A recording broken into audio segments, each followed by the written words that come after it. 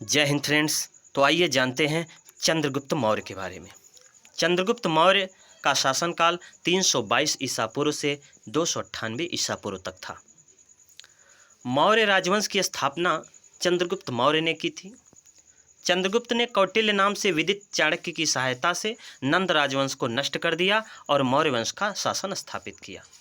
अर्थात चंद्रगुप्त मौर्य ने चाणक्य की सहायता से नंद वंश को नष्ट करके मौर्य वंश की स्थापना की। ब्राह्मण परंपरा के अनुसार चंद्रगुप्त की माता मुरा का संबंध शूद्र जाति से था, जो नंदों के रनिवास में रहती थी। ब्राह्मण परंपरा के अनुसार ये बताया जाता है कि चंद्रगुप्त की माता का नाम मुरा था और जो चंद्रगुप्त की माता का संबंध है वो शूद्र जाति से था, जो नंदों के रनिवास में रहती थी।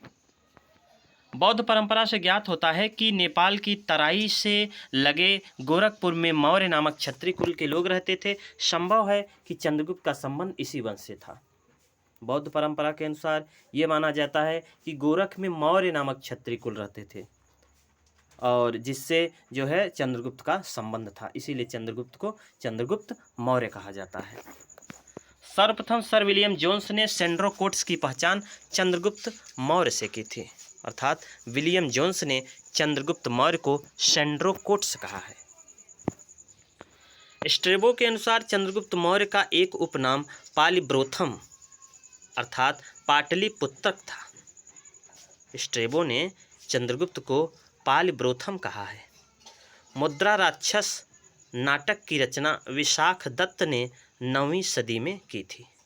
मुद्रा राक्षस नाटक की रचना विशाख दत्त ने किया। चंद्रगुप्त मौर्य ने व्यापक विजय प्राप्त कर प्रथम अखिल भारतीय साम्राज्य की स्थापना की थी। सबसे बड़ी बात यही है कि चंद्रगुप्त मौर्य ने अखिल भारतीय साम्राज्य अर्थात कह सकते हैं अखंड भारत की स्थापना की थी चंद्रगुप्त मौर्य ने। जस्टिन नामक यूनानी लेखक के अनुसार चंद्रगुप्त ने अपनी 6 लाख की फौज से लगभग संपूर्ण भारत को विजित किया था। जस्टिन के अनुसार चंद्रगुप्त ने 6 लाख सेना लेकर संपूर्ण भारत को विजित किया था। चंद्रगुप्त ने पश्चिमोत्तर भारत को सेल्यूकस की गुलामी से मुक्त करवाकर दोनों शासकों ने एक समझौता किया, जिसमें सेल्यूकस ने चंद्रगुप्त से 500 हाथी लेकर उसे पूर्वी अफगानिस्तान, बलूचिस्तान और सिंध के पश्चिम का क्षेत्र दे दिया। अर्थात सेल्यूकस और चंद्रगुप्त ने आपस में संधि किया और चंद्रगुप्त ने 500 हाथी दिया उसको, सेल्यूकस को। सेल्यूकस ने चंद्रगुप्त को पूर्वी अफगानिस्तान, बलूचिस्तान और सिंधु के पश्चिम का क्षेत्र दे दिया। इस संधि के परिणाम स्वरूप सेल्यूकस ने अपनी पुत्री हेलेना का विवाह चंद्रगुप्त मौर्य के साथ कर दिया। अर्थात सेल्यूकस ने अपनी पुत्री हेलेना का विवाह चंद्रगुप्त मौर्य के साथ किया। इस वैवाहिक संबंध का विस्तृत उल्लेख केवल एपियानस ने किया है। वैवाहिक संबंध का जो उल्लेख है इसको केवल एपियानस ने किया है। चंद्रगुप्त ने विशाल साम्राज्य स्थापित किया, जिसमें संपूर्ण बिहार, उड़ीसा एवं बंगाल के बड़े भागों के अतिरिक्त पश्चिमी व उत्तर पश्चिमी भारत और दक्कन भी शामिल हैं। अब हम देख लेते हैं चंद्रगुप्त मौर्य और उनके जो उत्तराधिकारी थे। अब देखा जाए तो मौर्य वंश का संस्थापक चंद्रगुप्त मौर्य थे, जिनका शासनकाल 322 से 298 ईसा पूर्व था। इनके पुत्र का नाम बिंदुसार था। बिंदुसार का शासनकाल 298 ईसा पूर्व से 273 ईसा पूर्व है। बिंदुसार के पुत्र हैं अशोक। अशोक का शासनकाल 273 से 232 ईसा पूर्व है।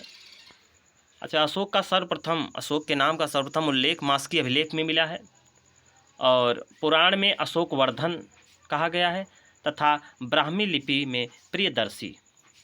अशोक के उत्तराधिकारी देख सकते हैं। अशोक के उत्तराधिकारी पहले हैं दशरथ, जिन्हें बंधुपालित कहा जाता है, जो आजीवक धर्म के उपासक है। दशरथ का जो शासनकाल है वो है 232 ईसा पूर्व से 224 ईसा पूर्व। दशरथ के बाद संप्रति आते हैं। संप्रत जैन धर्म के उपासक हैं। संप्रत का शासनकाल 224 से 215 ईसा पूर्व है। संप्रत के बाद सालिसुक है। सालिसुक का शासनकाल 215 से 202 ईसा पूर्व है। उसके बाद है देववर्मन। देववर्मन का शासनकाल 202 से 195 ईसा पूर्व है। तत्पश्चात सतधन्वा का शासनकाल 195 से 187 ईसा पूर्व है। उसके बाद अंतिम मौर्य शासक हैं बृहद्रथ, और बृहद्रथ का शासनकाल 187 से 184 ईसा पूर्व तक है। अर्थात बृहद्रथ मौर्य वंश के अंतिम शासक थे। अब हम देखते हैं मौर्य वंश अर्थात चंद्रगुप्त मौर्य के दौरान प्रशासनिक संगठन, प्रशासनिक व्यवस्था कैसी थी। मगध साम्राज्य के उत्कर्ष की जो परंपरा हर्यक वंशी बिंबिसार के समय में आरंभ हुई थी, चंद्रगुप्त मौर्य के समय में वह चरमोत्कर्ष पर पहुंच गई। अर्थात बिंबिसार ने जो साम्राज्य के उत्कर्ष की जो परंपरा लागू किया था वह और ही उत्कृष्ट हो गया, और ही अच्छा हो गया। मौर्य ने केंद्रीकृत एवं विस्तृत प्रशासन तंत्र स्थापित किया। इसकी झलक हमें मेगस्थनीज की पुस्तक इंडिका और कौटिल्य के अर्थशास्त्र में देखने को मिलती है। अर्थात मेगस्थनीज ने पुस्तक लिखा है जिसका नाम है इंडिका, और कौटिल्य रचित अर्थशास्त्र में जो है मौर्य के प्रशासन तंत्र का जो है झलक दिखाई देता है।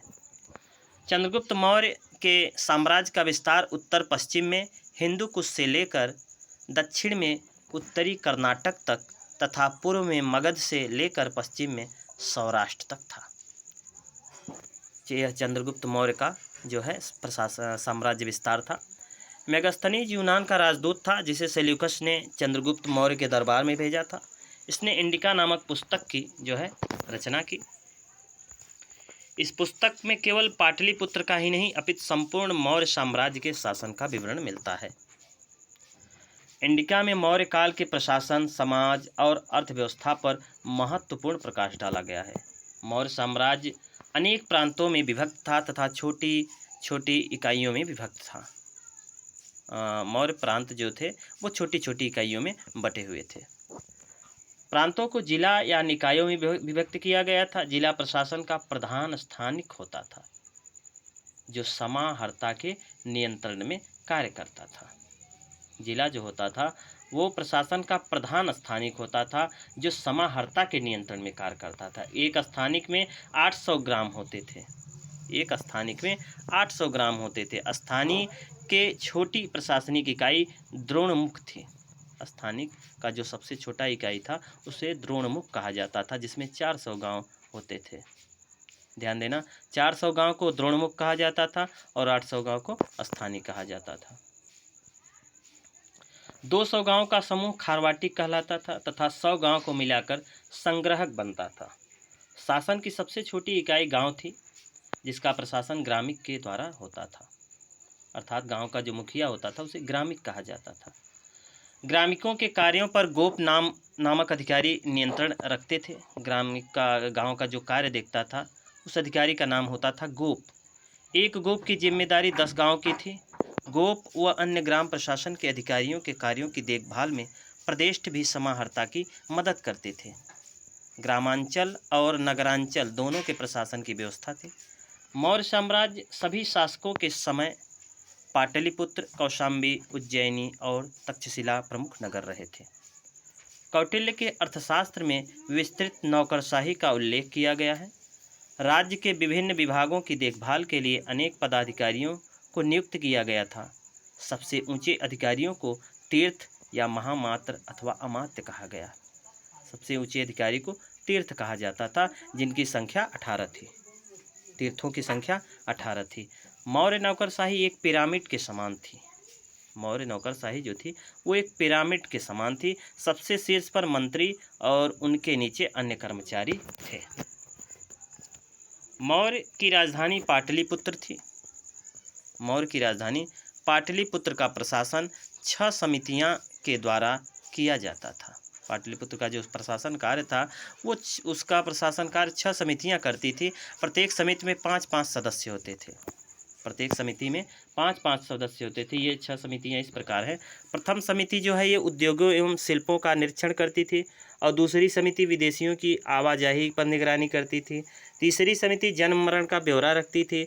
चौथी समिति व्यापार और वाणिज्य की देखभाल करती थी तथा 5वीं समिति वस्तुओं के विक्रय का निरीक्षण करती थी और 6ठी समिति बिक्री कर वसूल करती थी।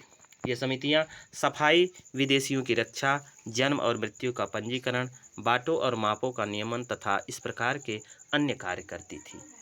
चंद्रगुप्त के प्रशासन की सबसे बड़ी विशेषता थी विशाल एवं अस्थायी सेना रखना।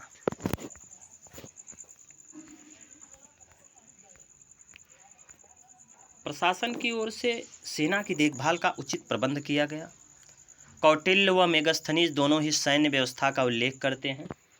कौटिल्य के अनुसार सेना चतुरिंगड़ी में 4 प्रकार की सेना होती थी: पैदल, हाथी, घोड़े और रथ। सीमाओं की रक्षा के लिए मजबूत दुर्ग बनाए गए थे, जिसकी सुरक्षा दुर्गपाल और अंतपाल करते थे। प्लिनी नामक यूनानी लेखक के अनुसार चंद्रगुप्त की सेना में 6 लाख पैदल सिपाही, 30,000 घुड़सवार और 9,000 हाथी थे। ये प्लिनी ने बताया है कि चंद्रगुप्त की सेना में 6 लाख पैदल, 30,000 घुड़सवार और 9,000 हाथी सैनिक थे। मेगास्थनीज के अनुसार सैनिक प्रशासन के लिए 30 अधिकारियों की एक परिषद थी, जो 5-5 सदस्यों की 6 समितियां पैदल, घुड़सवार, हाथी, रथ, नाव तथा सवारी में विभक्त थी। आंतरिक सुरक्षा व अपराध एवं अपराधियों पर नियंत्रण रखने के लिए राज्य में पुलिस और गुप्तचरों की व्यवस्था की गई थी। नगर में शांति व्यवस्था बनाए रखने की जिम्मेदारी नगराध्यक्ष की थी। दंडपाल पुलिस विभाग का प्रधान होता था, वह अपराधियों पर नियंत्रण रखता था। जो दंडपाल होता था वह पुलिस विभाग का प्रधान होता था, जो अपराधियों पर नियंत्रण रखता था। संपूर्ण साम्राज्य में गूढ़ पुरुषों का अर्थ होता है गुप्तचरों का जाल बिछा हुआ था। गुप्तचर विभाग देखते हैं तो गुप्तचर विभाग में मौर्य साम्राज्य के अंतर्गत एक सुसंगठित गुप्तचर विभाग था। इस विभाग में कई गूढ़ पुरुष अर्थात कई गुप्तचर होते थे, जो महामात्याप सर्प के अधीन काम करते थे। इससे संबंधित कुछ गुप्तचर निम्नांकित हैं। गुप्तचरों के देख सकते हैं। पहले है संचार जो गुप्तचर होता था, ये गतिमान गुप्तचर होता था। ये एक स्थान से दूसरे स्थान जाकर जो है सूचना प्रदान करता था। दूसरा गुप्तचर होता था संस्था, यह एक जगह रहकर काम करने वाला गुप्तचर था। तीसरा है प्रतिवेदक, विशेष संवाददाता, इसकी पहुंच सीधे राजा तक थी।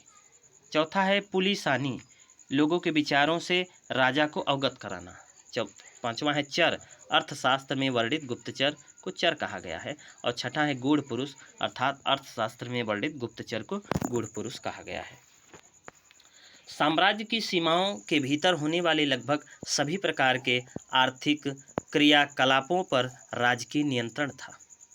किसानों से वसूले गए कर उनकी उपज के चौथे हिस्से से छठे हिस्से तक होते थे।